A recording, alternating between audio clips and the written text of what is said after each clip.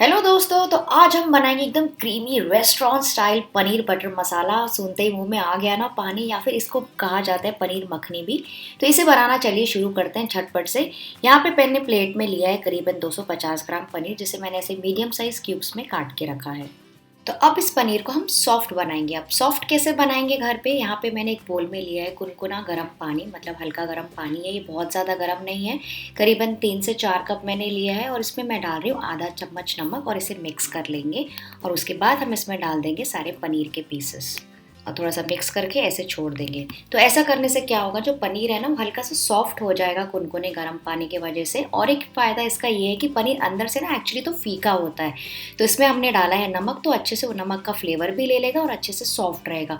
Normally जब भी हम कोई भी ग्रेवी रीहीट करते हैं, इवन रेस्टोरेंट से भी लाते हैं, तो कभी हम माइक्रोवेव करते हैं ग्रेवी को, तो काफ़ी वो रीहीटिंग के बाद ना थोड़ा कड़क हो जाता है पनीर, थोड़ा सा रबरी और चूई हो जाता है। तो ये प्रोसीजर अगर आप फॉलो करेंगे ना ग्रेवी बनाने से पहले, तो आपका पनीर एकदम ही सॉफ्ट बना रहेगा ग्रेवी में काफ़ी समय तक। तो इसको हम सोक करने के लिए रख देते हैं और चलिए बाकी की तैयारी अब हम कर लेते हैं। तो फिर नेक्स्ट एक पैन में या फिर कढ़ाई में हम ले लेंगे 2 टेबलस्पून तेल मीडियम फ्लेम पर, और साथ ही मैं डाल रही हूँ 1 टेबलस्पून मक्खन भी, या अमूल मक्खन ही है जो कि घर पे अवेलेबल होता है, क्योंकि मखनी ग्रेवी बनाने जा रहे हैं फ्रेंड्स, तो मक्खन तो डालना बनता है बेस में। और जैसे ही गर्म हो जाएगा हम इसमें डालेंगे ज़ीरा, और ज़ीरा को थोड़ा सा फ्राई होने देंगे। जैसे ही ज़ीरा थोड़ा सा फ्राई हो जाएगा, इसमें हम बाकी के खड़े गरम मसाले डाल देंगे। तो सबसे पहले मैं डाल रही हूँ करीबन 4 से 5 लौंग, एक टुकड़ा दालचीनी का, 2 से 3 हरी इलायची मतलब छोटी इलायची, और फिर मैं डाल रही हूँ करीबन 3 से 4 सूखी लाल मिर्च। ये कश्मीरी लाल मिर्च है जो कि इजीली मिल जाती है मार्केट में। इसकी वजह से जो ग्रेवी का कलर है ना बहुत ही शानदार आएगा। इन सारी चीज़ों को बिल्कुल थोड़ा सा मिक्स कर लेंगे, बस हल्का सा इसे चला लीजिए। और उसके बाद मैं इसमें डालूंगी लहसुन। तो करीबन 6 से 7 बड़ी लहसुन है मेरे पास, वो डाल सकते हैं। आपके पास छोटी हो तो 8 से 10 लहसुन डालिए, क्योंकि लहसुन का बहुत ही बढ़िया फ्लेवर आता है मखनी ग्रेवी में। और साथ ही मैं डाल रही हूँ 1 से 2 टुकड़े छोटे टुकड़े अदरक के, और इसे भी थोड़ा सा फ्राई कर लेंगे सारे खड़े गरम मसालों के साथ, जिससे इसमें अच्छा सा बटर का फ्लेवर आ जाए, मतलब वो फ्राई हो जाए बटर में, तो ही उसका टेस्ट आएगा इसमें। तो उसे मैंने फ्राई किया करीबन 10-15 सेकेंड के लिए, और उसके बाद हम इसमें डालेंगे प्याज। तो यहाँ पे मैं यूज़ कर रही हूँ करीबन 2 प्याज, जिसे मैंने ऐसे रफली काटा, मतलब कोई फिक्स इसका वो नहीं कि छोटा बड़ा काटना है, आप कैसे भी रफली इसको काट सकते हैं, क्योंकि इसको हम बाद में ग्रेवी को पीसने ही वाले हैं। और इसे भी फ्राई करेंगे करीबन 3 से 4 मिनट के लिए, जैसे कि प्याज अच्छे से सॉफ्ट हो जाए और बिल्कुल हल्के से गोल्डन ब्राउन होने चाहिए। बहुत ज़्यादा गोल्डन ब्राउन बिल्कुल नहीं करना है, क्योंकि ग्रेवी को हमको अच्छा सा ऑरेंज कलर देना है, तो इसकी वजह से प्याज को डार्क बिल्कुल भी नहीं करना है, बस इसे हल्का सा फ्राई करेंगे जैसे कि सॉफ्ट हो जाए और इसमें अच्छी सी कोटिंग आ जाए बटर की।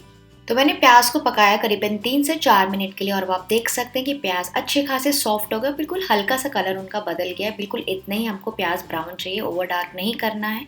तो इस समय हम इसमें डाल देंगे टमाटर। तो यहाँ पे मैं 4 टमाटर यूज़ कर रही हूँ, जिसको मैंने ऐसे रफली काटा है, मतलब कैसे भी जैसे काट सकते हैं जैसे मैंने आपको बताया।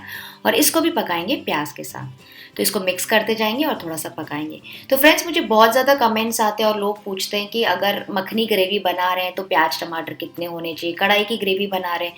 तो नॉर्मली जब भी आप मखनी ग्रेवी मतलब रिच ग्रेवीज बना रहे हैं, जैसे कि हम आज बना रहे हैं, तो ये आप अपने दिमाग में रख लीजिए, तो आपको कन्फ्यूजन नहीं होगा। 1:2, मतलब जितने प्याज आप यूज़ करें उसके डबल आप यूज़ कीजिए टमाटर। तो उसकी वजह से क्या होगा, आपकी जो ग्रेवी है ना हमेशा ही अच्छी बनेगी, स्मूथ बनेगी। और जो टमाटर का जो है ना टैंगीनेस, मतलब खट्टा मीठा फ्लेवर होता है, वो एकदम बैलेंस हो जाएगा। तो ये जब आप 2 यूज़ कर रहे हैं प्याज, तो उसमें यूज़ कीजिए 4 टमाटर। तो ये आपका हमेशा परफेक्ट रेशियो रहेगा, कभी भी आप कोई रिच ग्रेवी बनाने जा रहे हैं तो टमाटर डालने के बाद मैं इसमें थोड़ा सा नमक भी डाल देती हूँ, ताकि टमाटर हमारे जल्दी से पक जाए और सॉफ्ट हो जाए। और इसे भी थोड़ा सा मिक्स करते जाएंगे। तो अब नेक्स्ट हम इसमें डालेंगे काजू। तो यहाँ पे मैं यूज़ कर रही हूँ करीबन 12 से 15 काजू। काजू डालने की वजह से क्या होगा ना, हमारी ग्रेवी एकदम रिच और गाढ़ी बनेगी और काफ़ी स्मूथ बनेगी, मतलब एकदम अच्छी कंसिस्टेंसी उसकी आएगी, बिल्कुल रेस्टोरेंट जैसे। वैसे अगर आपको काजू नहीं यूज़ करना है तो आप इसके बदले खरबूजे के बीज होते हैं ना, मेलन सीड्स बोलते हैं, वो भी यूज़ कर सकते हैं। या फिर आप चाहें तो आधे काजू यूज़ कर लीजिए और थोड़े से मेलन सीड्स डाल दीजिए, तो भी आपकी ग्रेवी बहुत अच्छी बनेगी। लेकिन आज मैं सारे काजू ही यूज़ कर रही हूँ। इसे भी मिक्स करके पकाएंगे बिल्कुल थोड़ी देर के लिए। और अब मैं इसमें डाल रही हूँ करीबन 1.5 से 2 कप पानी। इसको मिक्स करेंगे और इसमें अच्छा सा बॉईल आने का वेट करेंगे। जैसे इसमें थोड़ा सा बॉईल आने लगेगा फिर हम इसको लिड से कवर करके पकाएंगे। लो मीडियम फ्लेम पर, मतलब लो फ्लेम पर ही पकाना है 10 से 12 मिनट के लिए, या फिर जब तक सारी चीज़ें एकदम बढ़िया तरीके से सॉफ्ट ना हो जाए, एकदम अच्छी सॉफ्ट हो जानी चाहिए, जैसे कि एक बार में पिस जाए। जो भी हमने काजू, टमाटर, प्याज डाला है, जितने भी खड़े मसाले हमने डाले हैं, एकदम बढ़िया तरीके से सॉफ्ट हो जाने चाहिए। तो इसको ढक के हम पकाएंगे।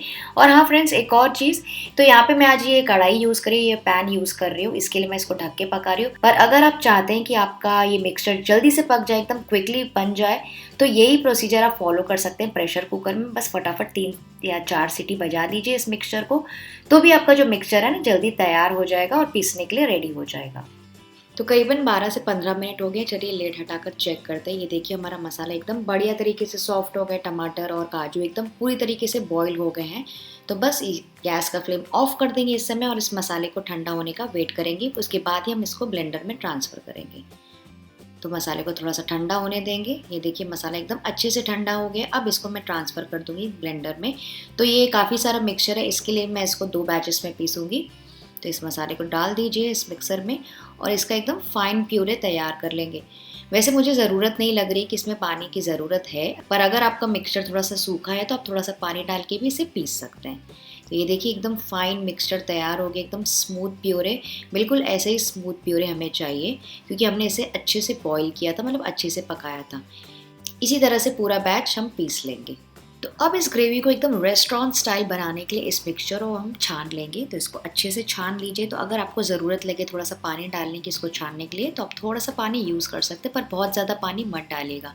इसको अच्छे से छानना इसलिए ज़रूरी है ताकि जो हमारा मिक्सचर है ना, मतलब जो ग्रेवी है, एकदम स्मूथ और सिल्की बने। मतलब जितने भी हमने खड़े गरम मसाले इसमें डाले ना, जो भी उसके रेशे होते हैं, वो हमारे मुँह में नहीं आने चाहिए। तो इसको अच्छे से छान लीजिए एक बोल में। तो बस इसी तरह से दूसरा बैच भी अच्छे से छान लेंगे। ये देखिए एकदम स्मूथ और गाढ़ा मिक्सचर नीचे मिल रहा है हमको। और आखिरी में मैंने क्या किया ना, ब्लेंडर में थोड़ा सा पानी डाल दिया, थोड़ा सा चला लिया उसको, ताकि जितने भी मसाले हैं उसके अच्छे से फ्लेवर सारे निकल जाए।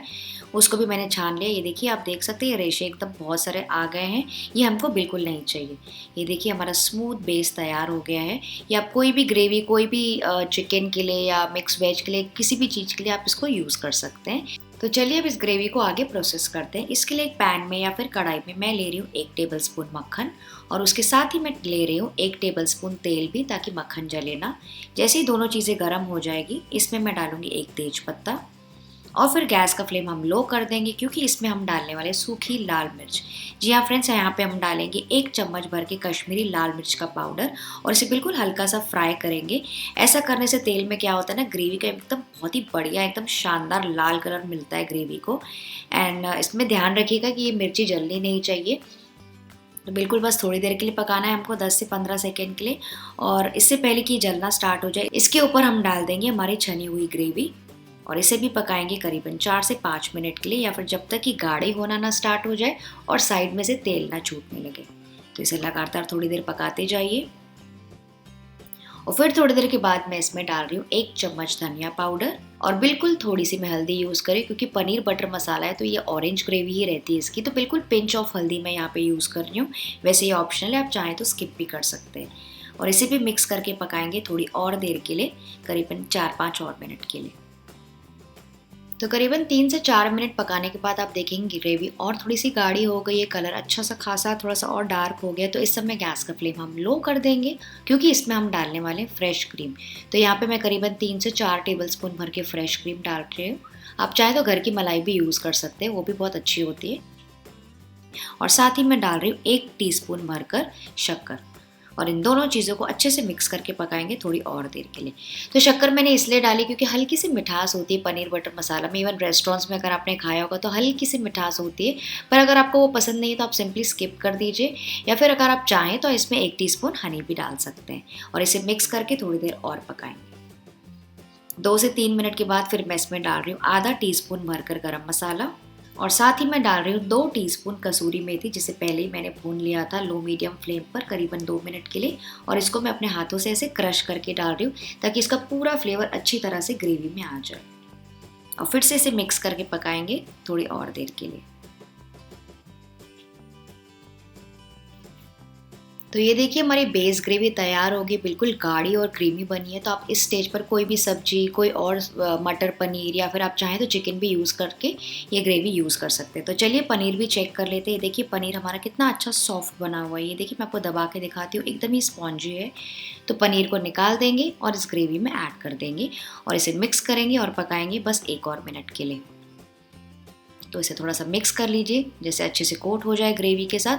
तो इसके लिए मैं क्या करूँ, यहाँ पे मैं इसको लिड से कवर करके पकाऊंगी बस 2 और मिनट के लिए, ताकि जितने भी फ्लेवर्स हैं ना उसमें अच्छे से पनीर अपने आप में अच्छे से एब्जॉर्ब कर ले, क्योंकि पनीर अभी काफ़ी सॉफ्ट है तो अच्छे से वो फ्लेवर्स ले लेगा ग्रेवी में से। तो बस मैंने इसे 2 मिनट ही पकाया था, बहुत ज़्यादा नहीं पकाना है। चलिए लिड हटाकर चेक करते हैं।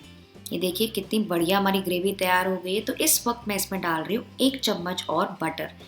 जी हाँ फ्रेंड्स, यहाँ पे मैं एक्स्ट्रा रिचनेस और स्मूथनेस के लिए ये डाल रही हूँ बटर, क्योंकि मखनी ग्रेवी है तो कंजूसी तो कर नहीं सकते हैं बटर डालने में, पर वैसे ही ऑप्शनल है, आप चाहें तो यहाँ पे स्किप कर सकते हैं अगर आप थोड़े से कैलोरी कॉन्शियस हैं तो। और इसे भी मिक्स करके पकाएंगे बस 1-2 और मिनट के लिए। ये देखिए हमारी स्मूथ, लशियस और एकदम क्रीमी पनीर बटर मसाला या फिर पनीर मखनी ग्रेवी तैयार हो गई है। और सारे पनीर के पीसेस आप देख सकते हैं एकदम अच्छी तरह से कोट हो गए इस रिच ग्रेवी के साथ और काफ़ी सॉफ्ट भी हैं। दिख रही है ना बिल्कुल रेस्टोरेंट स्टाइल जैसी ग्रेवी। तो इसे आप गर्मा गर्म सर्व कर सकते हैं फुल्कों के साथ, नान के साथ या फिर जीरा राइस के साथ। तो बस इस गर्मा गर्म ग्रेवी का मज़ा लीजिए और सर्विंग के समय आप डाल सकते हैं ऊपर से थोड़ी और फ्रेश क्रीम और फ्रेश धनिया। तो फ्रेंड्स, आई होप आपको आज की बिल्कुल आसान सी पनीर की रेसिपी पसंद आई। अगर हाँ तो इस वीडियो को आपको पता है क्या करना है, लाइक, शेयर और सब्सक्राइब। मैं आपसे मिलती हूँ अगले वीडियो में, तब तक अपना ख्याल रखिएगा। Bye bye.